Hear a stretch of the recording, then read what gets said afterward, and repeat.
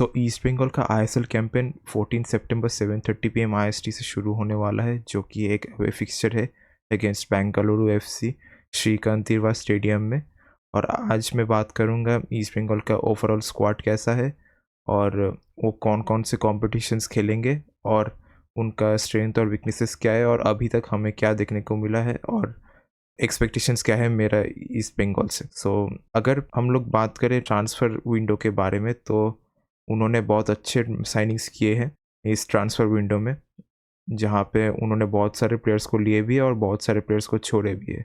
अगर हम बात करें जिन जिन प्लेयर्स को उन्होंने ख़रीदा है, तो वो है पहले तो डियामांटाकोस, जो कि केरला ब्लास्टर्स के प्लेयर थे और पिछले सीज़न वो गोल्डन बूट भी जीत चुके हैं। उनको लिए है 2 साल के कॉन्ट्रैक्ट में। फिर मोहम्मडन स्पोर्टिंग क्लब से डेविड लाल संगा, उनको लिया है। और फिर पंजाब एफसी से मदी तलाल, जो कि टॉप असिस्ट मेकर थे पिछले सीज़न आईएसएल में। प्रभात लाकरा, जो जमशेदपुर एफसी के one of the promising defenders. Debjit Majumdar, जो कि गोलकीपर है चेन्नई एफसी से। जीक्सन सिंह, जो कि अभी इंडिया के one of the best midfielders है, केरला ब्लास्टर्स से लिए है 4 साल के कॉन्ट्रैक्ट में। और मोहन बगान सुपरजन, जो कि उनके राइवल से, वहाँ से 2 लोगों को लिए है, अनवर अली और हेक्टर यूस्टे। पर अनवर अली का अभी प्लेयर स्टेटस कमेटी में एक इशू चल रहा है, तो वी डोंट नो कि वो अभी खेलेंगे कि नहीं, क्योंकि जो पहले डिसीजन हुआ था कि ईस्ट बंगाल को फाइन देना पड़ेगा और अनवर अली बैंड है, तो उसको इनवैलिड बोल दिया गया है और फिर से नया केस चल रहा है। So let's see what happens. अगर हम लोग बात करें कि कौन कौन उन लोगों ने छोड़े हैं, तो वो है एक अजय चेत्री, जिनका लोन ख़त्म होकर वो बेंगलुरु वापस चले गए।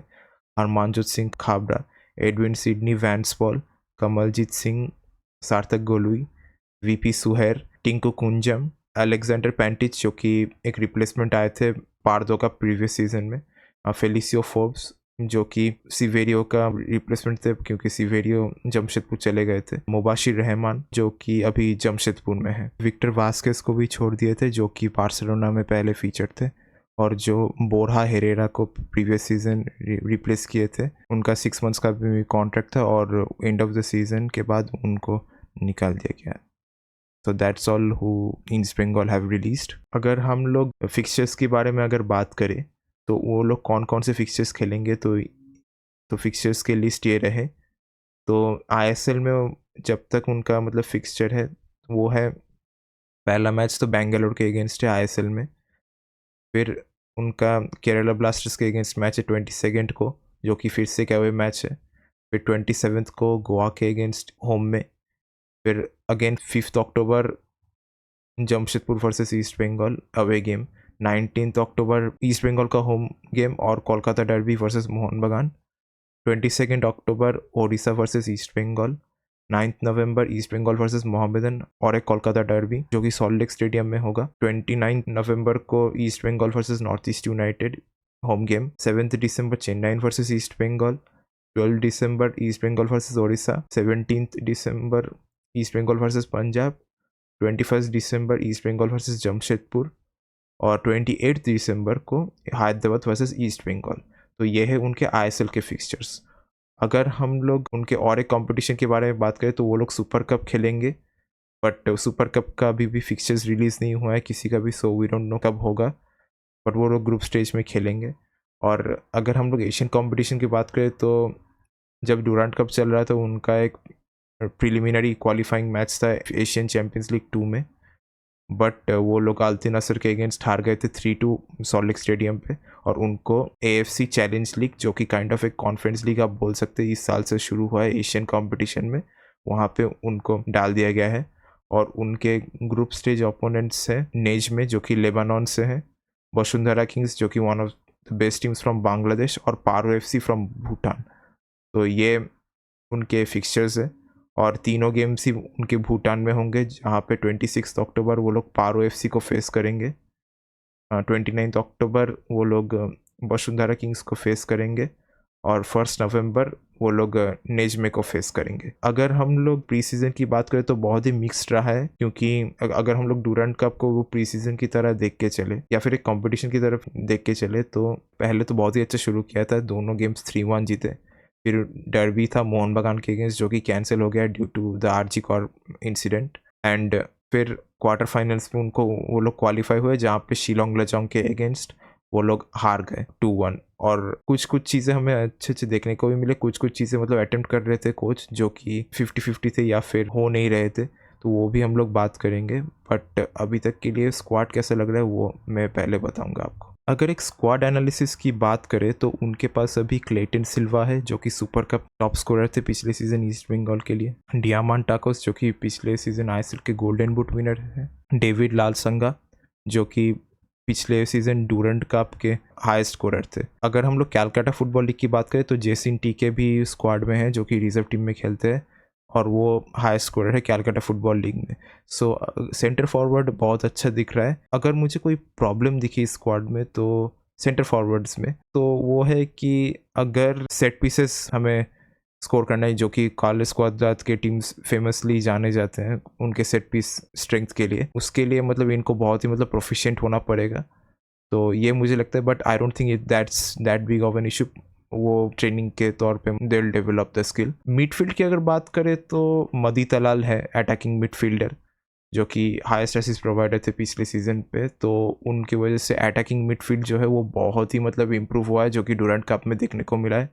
और पीवी विष्णु भी है और एक नया प्लेयर है आज़ाद नाम का, मुझे उसका पूरा नेम याद नहीं आ रहा, वो कैलकाटा फुटबॉल लीग में खेला है। तो ये पोजीशन भी मतलब बहुत अच्छा है। बट अगर इंजरी हो जाए स्पेशली मदी तलर को तो बहुत मुझे लगता है बहुत ही बड़ा प्रॉब्लम होगा और Vishnu won't be enough to fill the gap in the attacking midfield. But let's see क्या होता है क्योंकि रिजर्व्स में बहुत अच्छे अच्छे प्लेयर्स हैं हमारे। अगर विंग्स की बात करें तो एक तो महेश और नंदा कुमार शेखर है, विष्णु तो आप खिला ही सकते हो विंग पे, शायन बैनर्जी जो कि बहुत ही अच्छा सुपरस्टार है। ऑन पेपर हमारा जो विंग बैक्स का जो लिस्ट है वो अच्छा लग रहा है इंडियन रिक्रूट्स में। अमन सीके वो भी बहुत अच्छे हैं, उनका इनएक्सपीरियंस्ड है थोड़ा, तो वो एक प्रॉब्लम हो सकता है क्योंकि उसके पास आईएसएल एक्सपीरियंस नहीं है।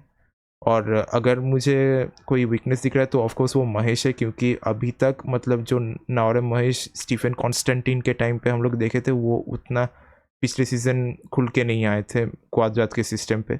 सो आई डोंट नो कि कैसा होगा। अगर सेंट्रल मिडफील्ड के बारे में बात करें तो ऑफकोर्स सॉल क्रेस्पो है और जिक्सन सिंह है जो कि ए फॉरेन मिडफील्डर्स में वन ऑफ द बेस्ट है सॉल क्रेस्पो, और जिक्सन सिंह तो इंडिया में वन ऑफ द बेस्ट है after Apuia. Central midfield department भी बहुत अच्छा लग रहा है और उसके साथ साथ हमारे पास शोभिक चक्रवर्ती भी है, कुछ कुछ अपकमिंग प्लेयर्स जैसे तन्मय है, इसलिए अच्छा डेप्थ मिल रहा है। एक प्रॉब्लम मुझे लग रहा है कि अगर सॉल को क्रेस्पो का इंजरी हो जाता है तो उतना अच्छा नहीं मिलेगा जो कि पिवट कर सकता है, जैसे पार्दो ने पिछली बार पिवट किया था कभी कभी सेंटर बैक से सेंट्रल मिडफील्ड तक, तो वो एक अच्छा मतलब कवर हो रहा था। बट हेक्टर यूस्टे जो हमारा डिफेंडर है, आई डोंट नो, मैंने जब मोहन बागान के गेम्स देखे पिछले सीजन तब वो तो पिवट नहीं कर रहे थे, सो वी डोंट नो कि कैसे फेयर करेंगे अगर सॉल क्रेस्पो इंजर्ड हो जाए तो वो एक टेंशन है। अगर कोई डायरेक्ट मतलब fast counter attacks I think होगा, और जिक्सन और सॉल थोड़े स्लो रिएक्टिव प्लेयर्स हैं, उनके रिएक्शन टाइम बहुत ही स्लो है सॉल क्रेस्पो और जिक्सन सिंह का, सो दैट्स वाई उनके जो अगर फास्ट काउंटर अटैक्स हो गए तो बहुत प्रॉब्लम हो सकता है मिडफील्ड में, यही मुझे अभी तक वीकनेस लगा। और साइड बैक्स की अगर बात करें तो निशु कुमार को एक सीज़न के लिए लिया है परमानेंटली, और मोहम्मद राकिब भी है, उसके साथ प्रोभात लाकरा और मार्क जोथन पुया भी है। सो डेप्थ तो ठीक है। और हीरा मंडल जो रिजर्व टीम के लिए अच्छा खेला है, I wish we promote him to the main squad ताकि वो उसको भी चांस मिले खेलने को और कवर भी मतलब अच्छा हो इस सीजन। अगर वीकनेस की बात करें तो मार्क जोथन पुया का डूरंट कप में 1v1 उतने अच्छे नहीं हो रहे थे। निशु का भी अटैक बहुत अच्छा है, बट मुझे जो लगता है वो उनका डिफेंसिव क्वालिटी जो है मार्क और निशु का, वो एक इशू हो सकता है अगर हम डिफेंसिव क्वालिटी की बात करें। राकिब का मुझे लगता है कि हाँ ठीक है, बट अटैक का उनका प्रॉब्लम है, डिफेंसिवली वो ठीक ही है। और सेंटर बैक में तो अभी जैसे हिजाजी माहिर है, चुंगनुंगा है, अनवर अली का वी डोंट नो, और फॉरेन सेंटर बैक्स में जो हेक्टर यूस्टे हैं तो अच्छा है, क्वालिटी है, डेप्थ भी है। बट कुछ कुछ रिजर्व से अगर ले जैसे आदिल अमल थे, मोनोतोष चाकलादार है, अनवर का जो ये अनसर्टिनिटी है, वी डोंट नो कि मतलब कितना अच्छा quality central back centre defending मिलेंगे, क्योंकि रिजर्व्स वाले थोड़े इनएक्सपीरियंस्ड है और फॉरेन में हिजाजी का मतलब थोड़ा शेकी फॉर्म था, और नुंगा का भी। Let's see what happens.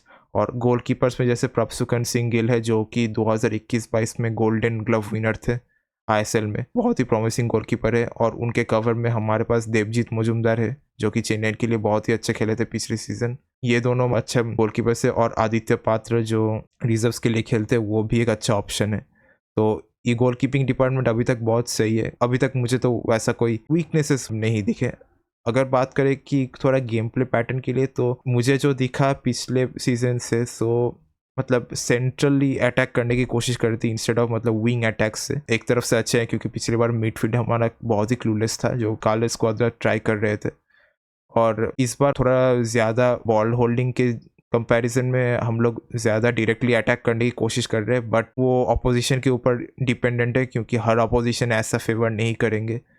जैसे लजोंग ही एक एग्जाम्पल है, सॉल क्रेस्पो, मदी तलाल और डिमिट्रियस डियामांटाकोस जो तीन है, वो लोग अच्छे से मतलब उनका पासिंग सीक्वेंस और उनका अटैकिंग स्टाइल है वो देख के अच्छा लग रहा था। लग रहे थे कि तीनों ही बहुत सिंक्रोनाइज खेल रहे हैं। डियामांटाकोस बहुत ही अच्छे स्ट्राइकर है जो ऐसे प्ले स्टाइल में खेल सकते हैं, और अगर उनके बीच में अंडरस्टैंडिंग और सिंक्रोनाइजेशन अच्छा हुआ तो बहुत अच्छे गोल्स देखने को मिलेंगे। एक चीज़ है कि हम लोग थोड़ा लेफ्ट विंग डिपेंडेंट अटैकिंग कर रहे थे क्योंकि राइट विंग पे उतना हमारे पास ऑप्शंस नहीं था, तो और रिलायबिलिटी नहीं था, तो वो एक बहुत बड़ा प्रॉब्लम हो सकता है। और अच्छा स्ट्रैटेजी भी नहीं है हर टाइम क्योंकि आप एक्सपोज हो जाते हो अगर आप एक तरफ से अटैक करते हो। तो मुझे जो लगा कि एक्सपेरिमेंटेशन फेज था डूरेंट कप के टाइम पे, कुछ चीज़ें अच्छा होगा, कुछ चीज़ें बुरा होगा जो चलेगा ही नहीं। बट मुझे जो लगता है इस बार अगर ईस्ट बंगाल को अच्छा खेलना है तो मैनेजर के ऊपर डिपेंड करेगा, कार्लोस क्वाद्रा के ऊपर, कि वो कैसे परफॉर्म करते हैं इस बार आईएसएल में। और अगर वो उनके स्ट्रैटेजीज अगर सही में